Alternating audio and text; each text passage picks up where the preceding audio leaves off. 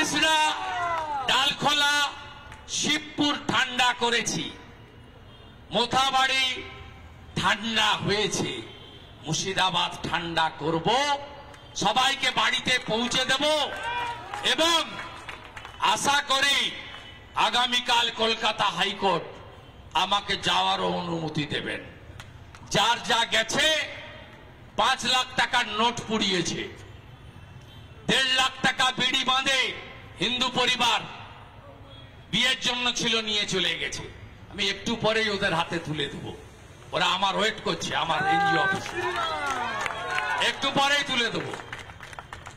প্রত্যেকটা ধরে ধরে পাকা ঘর গেছে, পাকা ঘর বানিয়ে দেব, খাট পুড়েছে, খাট কিনে দেব, টিভি ভেঙেছে, টিভি কিনে দেব, যটা ছাগল গরু গেছে তত থেকে বেশি ফেরত দেব, যত টিন খুলেছে লাগিয়ে দেব, যত অ্যাসবেস্টার ভেঙেছে তৈরি করে দেব, সব করে দেব, এখন করে দেব।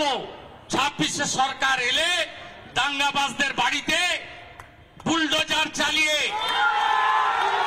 12% সুদ দিয়ে 12% সুদ দিয়ে 12% সুদ দিয়ে আদায় করব।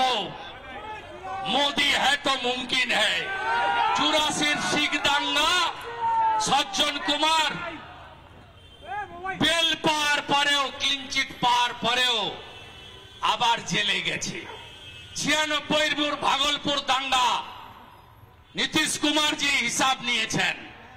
নিশ্চিত থাকুন মুর্শিদাবাদের দাঙ্গারও লঙ্কার গুড়ার ধোঁয়া নাকে ঢুকিয়ে হিসাব নেব নেব নেব নেব নেব নেব।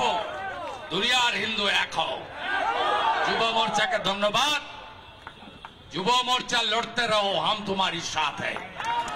ভালো করে লড়াই করুন, এই লড়াইটা আমাদের জিততেই হবে।